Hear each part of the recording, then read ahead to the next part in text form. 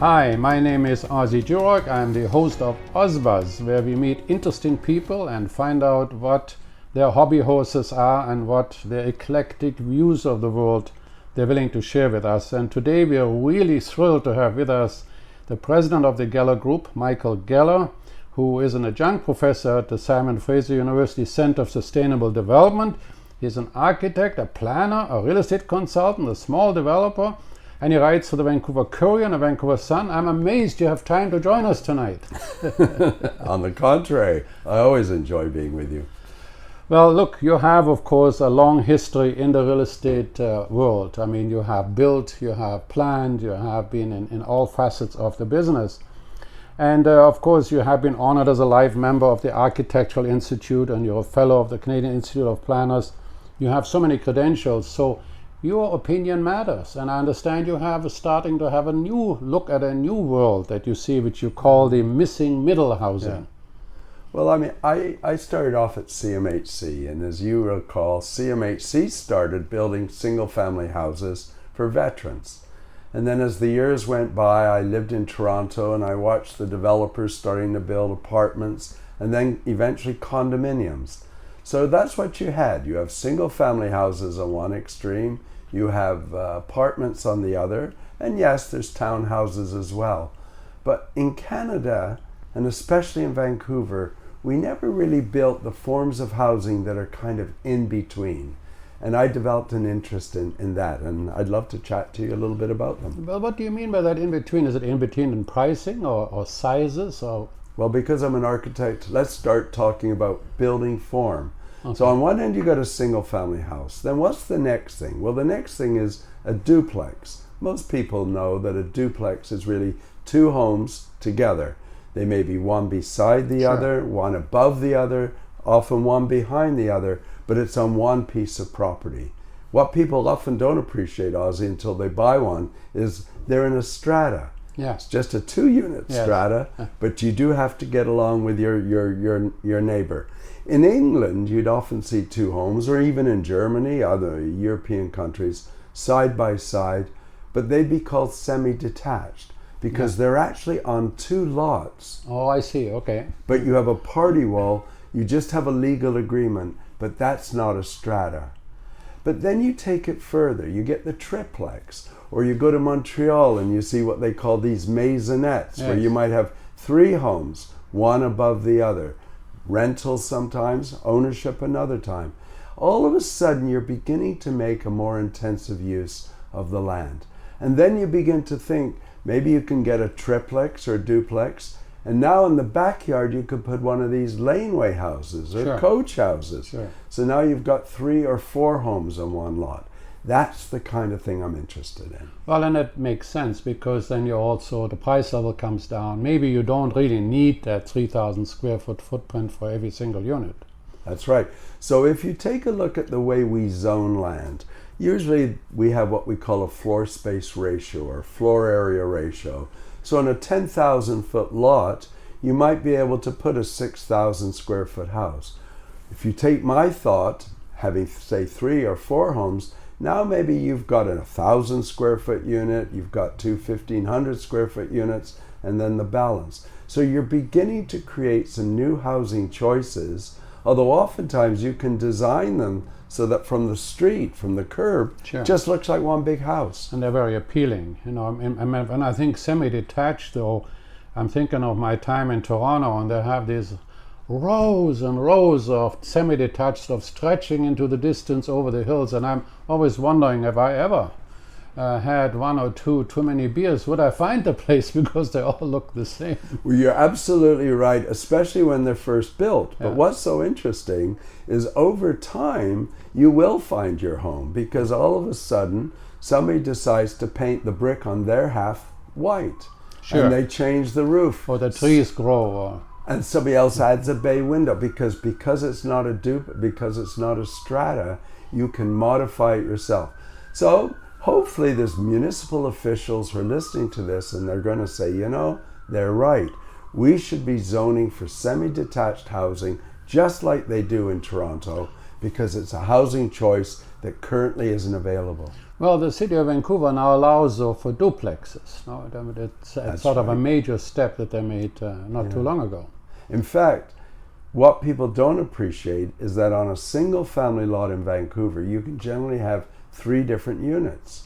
You can have the principal unit, or you could have, and you can have a basement suite, and you can have a coach house, or you can have a duplex and a coach house.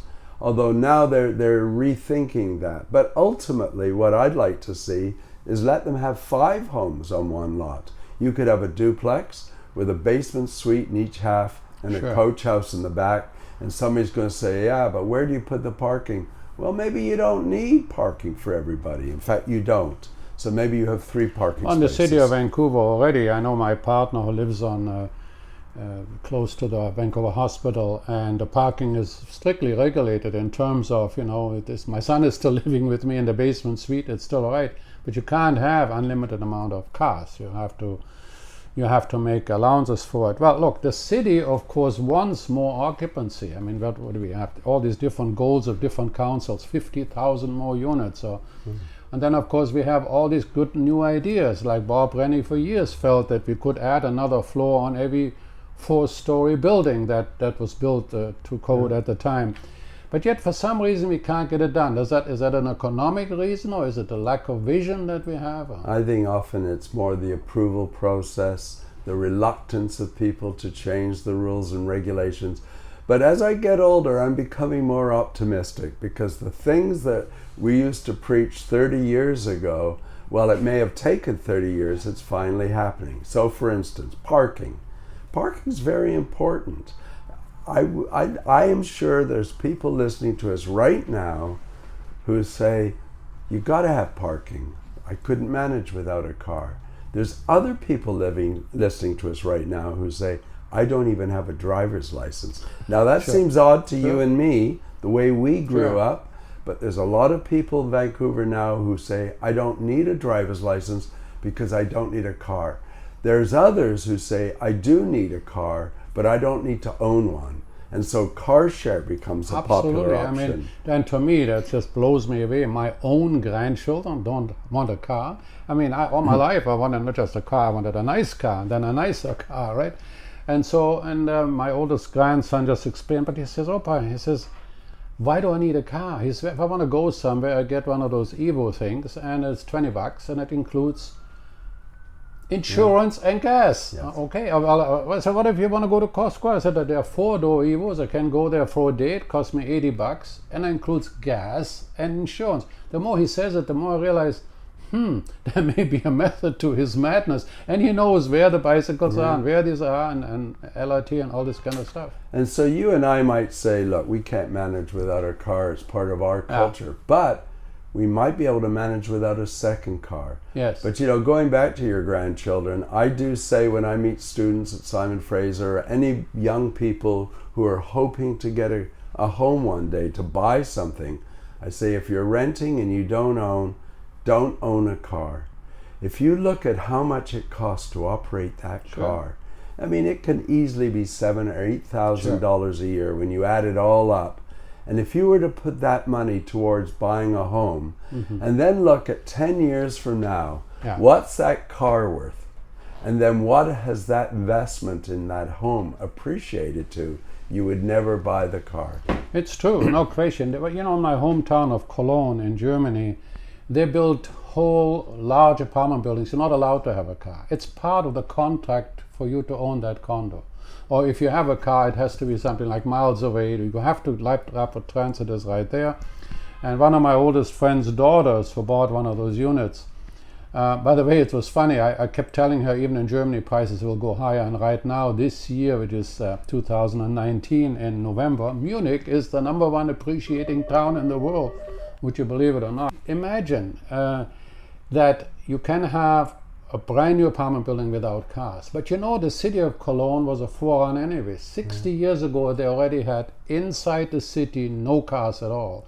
What they call from the big dome, which was built somewhere in the year 900, to where probably a radius of 4 or 5 square miles, there's no cars. And there's park houses were built then 60 years ago.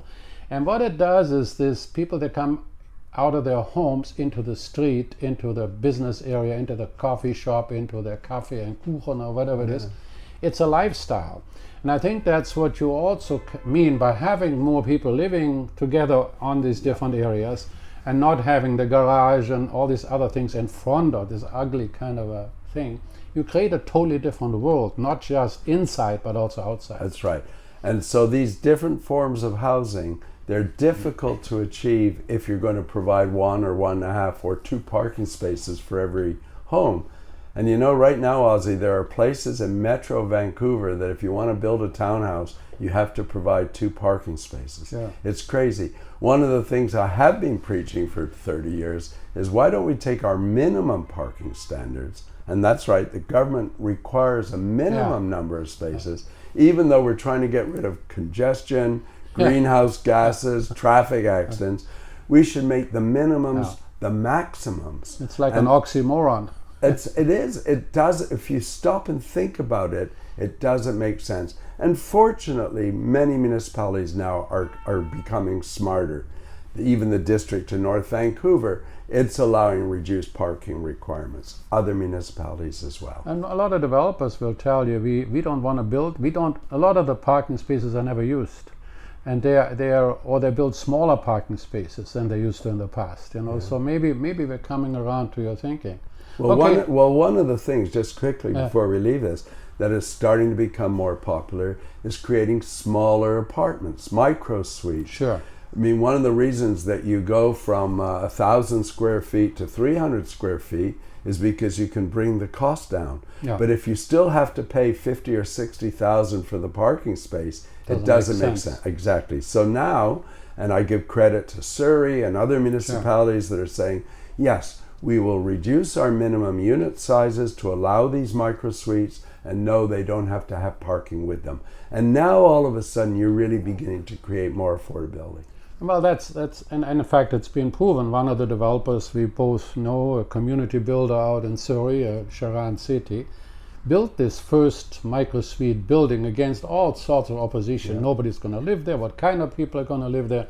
And these units were sold in the 100 to 110,000 range. And I happen to own some real estate nearby, and so I drive by there sometimes curiously. Beautiful building, in excellent shape. You know, just because they're smaller doesn't mean you have different kind of people living in there.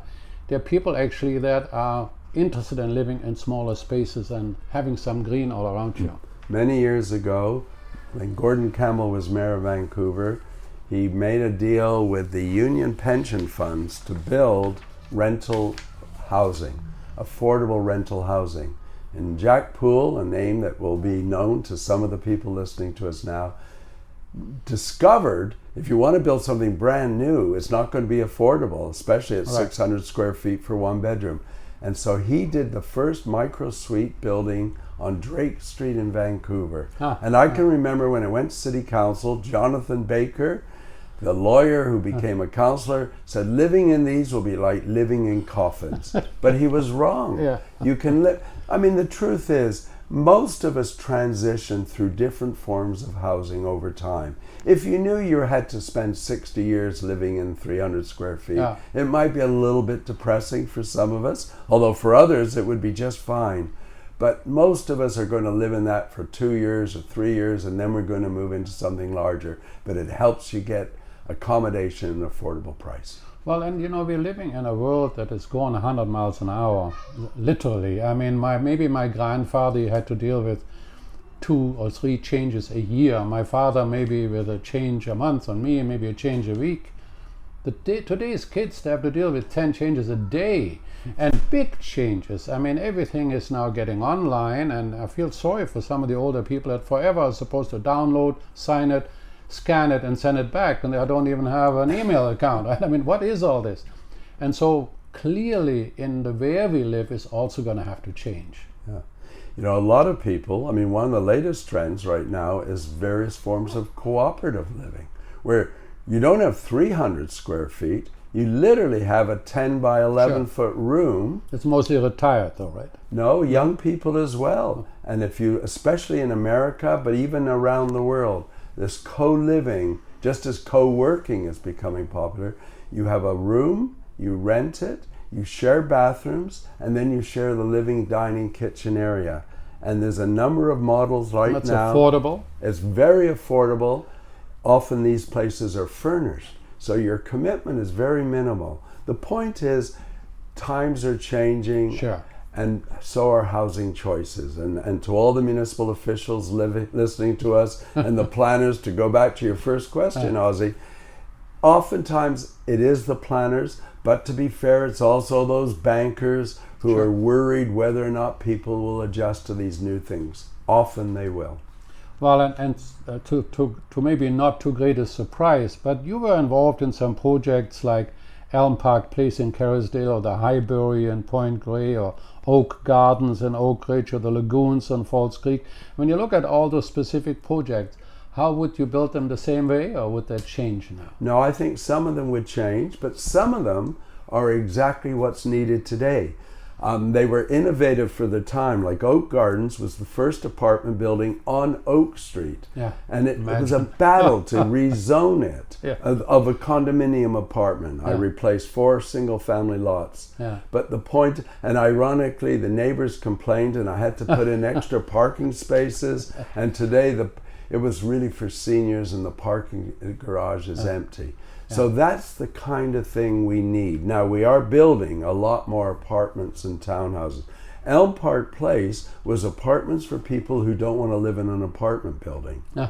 The idea was a lot of people, they love the amenities of a house. What do they like? Well, they have a layout where you have rooms and zoning. You also have an outdoor space. So in Elm Park Place, everybody got a really nice outdoor space, not some 4-foot deep balcony and so forth. So those sorts of projects I think we need to continue building. The key thing about them was they were often in established neighborhoods where people wanted to stay. And sadly, we're not building enough for people who want to stay in the neighborhood. Although ironically, Ozzie, I know a lot of people in Dunbar and Kerrisdale who are selling their houses and moving to an apartment. But it's not in Dunbar or Kerrisdale, it's in Langley. Or White Rock. Or White Rock, because that's where their children or their grandchildren are. Sure, and that's why we were in Surrey the other day. If it's really 1,000 or 1,200 people a month that move there, and all the new students from around the world also, everybody needs accommodation. And then let's face it, the valley is beautiful. When you look at other cities in the world, who has as much green space as we do? But I mean, you went from these projects, you also, of course, were the great leader in Simon Fraser University, where you had the vision and were part of the creation of what has really turned out to be one of the finest university livings in the world. Simon Fraser was a commuter university. There were students living in residence, but you really had no community around it. That's right. So it was a wonderful challenge. As a professor or as a professional at the university, I had free tuition for my children as part of my compensation. Both of them said, "Dad, I'd rather work than go to school here," because it didn't have university life the way we imagine it at McGill or Toronto or other universities. But that's changed now, and I think Simon Fraser has become a wonderful university, in part because of the new housing. One quick story: the students were initially opposed, because they said, these are just going to be condos for rich people. I said, where are you living now? They were living in basement suites and houses. I said, we're not building any houses. But I got the idea, why couldn't you have the equivalent of a basement suite in an apartment? Sure, you have a little sublet or something. That's right. Imagine a 3-bedroom apartment where the 3rd bedroom has its own door to the corridor. And that's what we did. We called them lock-off suites. They were 260 square feet, and it was like a mortgage helper in the sky, and it created rental housing. Now there's an idea that I'd love to see become more popular. Well, it's popular in all the ski resorts, clearly. You know, usually the owners like the lock-up for themselves, but then they rent it out, and when they come, they have a place where they have all their equipment, and then it changed to become a mortgage or a permanent mortgage helper, clearly. And that's exactly the precedent. Interesting. Well, of course, you know, from Simon Fraser or What about the Bayshore community in Cole Harbour? What were the initial phases like there? The interesting thing about Bayshore was it was a major project in the city of Vancouver where the mayor of Vancouver dictated that 20% of all the apartments and homes had to be affordable housing. This is an interesting concept. Yeah. Next to Stanley Park, on the waterfront, we now are obligated to create affordable housing. That was quite innovative for its time. Today, though, we're beginning to see more and more of that. I was doing some work in Russia, and I was telling people in Russia about inclusionary zoning policies in Vancouver. They said, my God, this sounds more like the old Russia than what we imagine North America to be like. And they're right. They couldn't accept it. But it allowed us to create some affordable housing for some seniors who came from the performance world. Actors, actresses, radio personalities, people like you who are hard. A lot of these famous actors were famous, but they didn't make a lot of money. Right. We did a development called Life Lease, where some of the homes are rental, but some of them people bought them, but they didn't take title. They just had the right to live there as long as they wanted. But they got it at a much lower price. And it's a wonderful option. Sure. Again, another idea. The thing at the time, and I have my boat in Cole Harbour, and I go by that building all the time. And I'm always thinking, who makes the decision as to who's allowed to live there? I mean, first of all, what is affordable housing? What's affordable? What is the criteria? Is this sort of something written down as to... Generally speaking, when people talk about affordable or subsidized or social housing, they're thinking of housing for people whose incomes are going to be, in the bottom 2 quintiles. In other words, the lower 40% or the lower 20%. And their rent, what they pay, literally is a function of their income. Rent geared to income. So if they earn $50,000 a year, then their rent is no more than $17,000 a year. Right. And you say, well, $17,000 a year, that sounds like a lot of money. When you divide that by 12 and look, that's far less than the cost of a new studio suite in Vancouver. Sure. Well, it's interesting, but who makes the decision who's allowed to get in there? Well, some of these buildings are literally taken over by the city, and the city then engages a nonprofit, or they transfer the title to a nonprofit, and they then manage it. Yeah. And some of them, like Metro Vancouver has nonprofit housing. Sure. They have their own board that determines who's and they going have to their move rules in. and regulation and waiting lists. I remember years ago, a gentleman by the name of Kasim Akhtai built the first apartment building just underneath the Borat Street Bridge. And with that, he had to build a tower of this low-cost housing. And he felt it was a bright idea. He was so innovative at the time that this is just pre-Expo. And he had this vision of telling me, once Expo is here, the world will really move to Vancouver. And he felt that we had some very innovative planners on City Hall already. Tell me, somebody asked me the other day about airspace. I noticed that the church on the corner of Georgia and Borat, I believe, sold its airspace rights to the Wall Center so they could build some higher. What is the rationale behind that? Well, the rationale is that every piece of property has certain development rights under the zoning. But there's some buildings where you literally don't want to knock down the existing building. And if it is a church, you don't even want to build on top of it. But in order to help preserve that church, but not disadvantage them, they're allowed to sell or transfer what might have been the rights that could have been put on that property to somewhere else. So Park Place in downtown Vancouver, for instance, that big building happened because they bought the air rights from Christchurch Cathedral. And the interesting thing is you go to New York or you go to many other cities, it's a very, very busy, active way of doing business.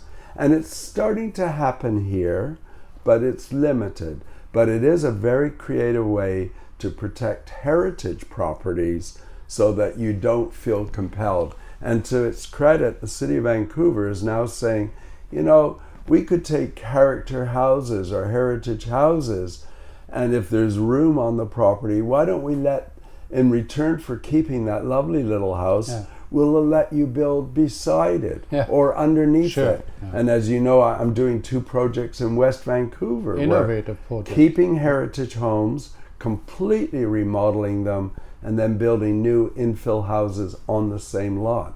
And it becomes like we talked about at the beginning, 4 homes on 1 lot, and it becomes another housing choice in the neighborhood. So now we have your new innovative world. We have 5 or 6 units per lot, and we have all of this great city. Actually, I think Vancouver is a great city the way it's been laid out. I mean, I can turn right and right again, and I'm back to where I was. In my old hometown, which was built by the Romans, if you turn right and right again, goodness knows where you end up. But the thing is this, is it a good investment or for the investor? And I wonder how many times the desires of the city for taxes or for growth conflict with each other. First of all, we have the federal government just having had an election promising affordable housing, but they're really not in charge of all the costs that are laid on to a developer. But they're just up front. But once it's built, the use of the land, it's always the highest and best use of the land in appraisal terms. What is that property worth? Well, I think you have to go a step further now, not just the highest and best use for that piece now, but what is the highest and best use for the person who buys it? Because if I put a coach house on a 33-foot lot, and that coach house might represent a third of the value of the property when I sell it at $1 million profit, and all of a sudden, $333,000 is now taxable income. Did I bargain for that when I built it? Ozzie, you just told your listeners something that most people who are building laneway houses or coach houses are not aware of. There's no doubt that there are repercussions for some of these things from a tax point of view. But that being said, in some cases, especially for a family member, if somebody wants to build a coach house in the rear so that their children can live there, knowing that maybe over time they're going to pass on, or before they pass on, they'll move into the coach house or laneway house in there. I think that is a good idea. But where it does get interesting, you asked about airspace parcels. Many of these new buildings in Vancouver, but also in Richmond and North Vancouver, have a mixture of affordable housing and condos together.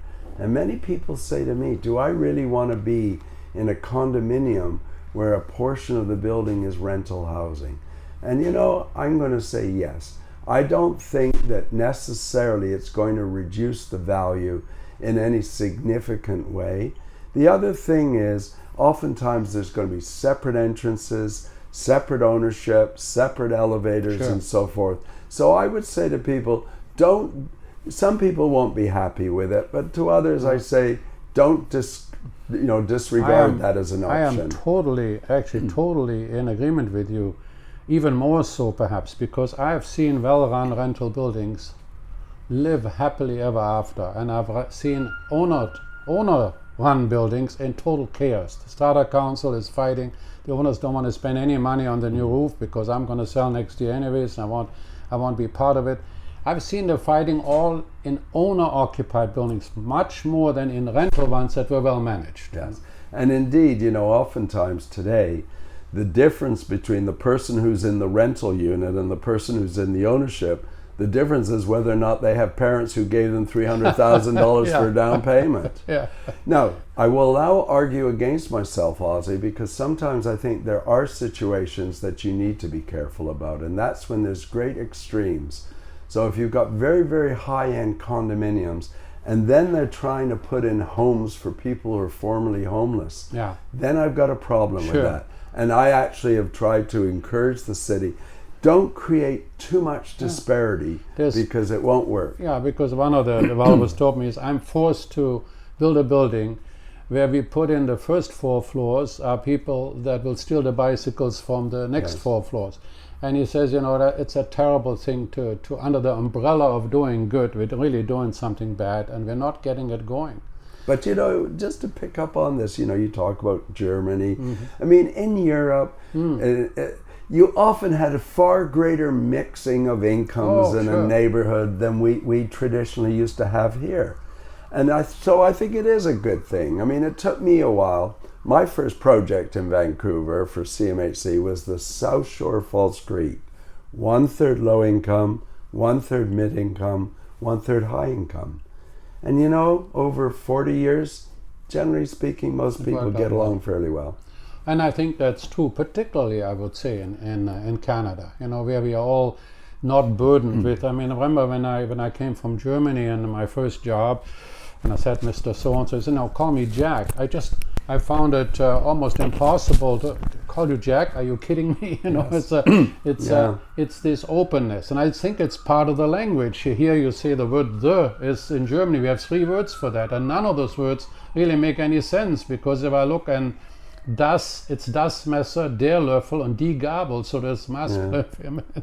Anyways, the point is, it's an easier language, and the word "you" is encompassing. In Germany or in France, you have I have to know you for a while to use the right terms. So apart from that, makes it easier to live together. But if you have the right kind of housing, that'll be spectacularly so. So what's the future ahead in Vancouver? You know, the funny thing is, if you want to know the future, look at the past. Think of what Vancouver was like in the 1930s or the 50s. In the 1950s, we took down single-family houses and we put up 10-suite apartment buildings on them. We haven't done that since. I think in the future, you're going to see people removing houses in single-family neighborhoods and putting up 10 and 12-suite apartment buildings. That's just one solution. There's no doubt we're going to see more and more townhouses and apartments along all the main streets. Now, ironically, it's the last place we should put them because the streets are polluted, they're busy, they're noisy, but it's easier to get approval. So we're going to see a lot more of that. But hopefully we'll also see more mixed uses. When we build the next Dunbar Community Center, hopefully it'll have some housing on top of it. And around the community center and around the park, instead of a few little single-family houses, we'll see townhouses. And maybe those townhouses, Ozzie, won't all be condominiums. Some of them will be individually owned, fee simple row houses, like they build all over Europe, all over Toronto. Well, and the thing though is, is a great vision. But great visions are only accomplished by visionaries. You know, who's gonna lead? You know, there's this multitude of housing.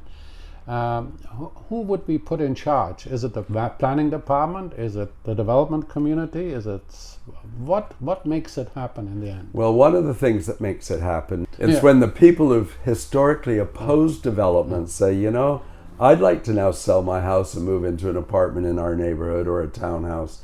Then there's a changing attitude. I do a lot of work in West Vancouver, which historically has been a very conservative place and still is. But we're beginning, even in West Vancouver, to see greater acceptance. I did a development where I took 3 lots and put 9 homes, 3 duplexes, 3 coach houses, all for sale. 150 people opposed it when it started. It got approved by a 4-3 vote, and now it's become a poster child for the kind of development people want. So it won't happen if it's just the planners or the architects. It has to be the public saying, I want some of this. I agree that we need the leadership, we need the vision, and certainly you are the kind of guy that has the vision and the leadership, because you put your own nickels on the line when you put all these houses together. But you have also that wonderful feeling when you look at what you have created, because you have to be, sometimes you have to be the first, right? And to take a heritage kind of a place and turn it into this great living space in West Vancouver is quite an achievement. Well, and it's, you know, it's also a challenge to explain to people, because they think, oh, do I really want to buy an old house? Isn't it like buying an old car? Well, ironically, these homes have been so completely refurbished, they're virtually like brand new. But, you know, I think a lot of us get excitement in different ways. But at the end of the day, it is nice to contribute to the beautification of the city and to create housing choices. When I go up to SFU and I meet people who are living there.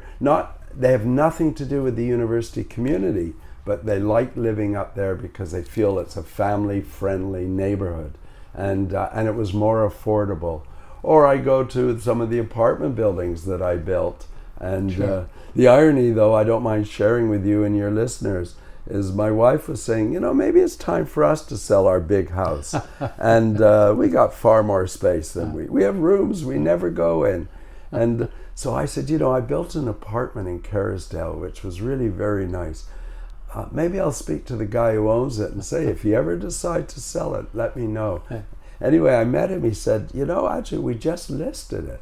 I said, really? How much was it? He said, 5.3 million. I said, you don't think you've got awry when you can't afford to buy the building that you built 30 years, 20 years ago. Well, Michael, it's been an absolute pleasure because you are an icon and an incredible achiever. And I wish that a lot more people thought like you and felt like you. And being in the forefront, you make them come and look at things your way and make it happen. So thank you very much for joining us. Well, thank you for inviting me, and to those people who stayed right to the very end, thank you very much. And I echo that.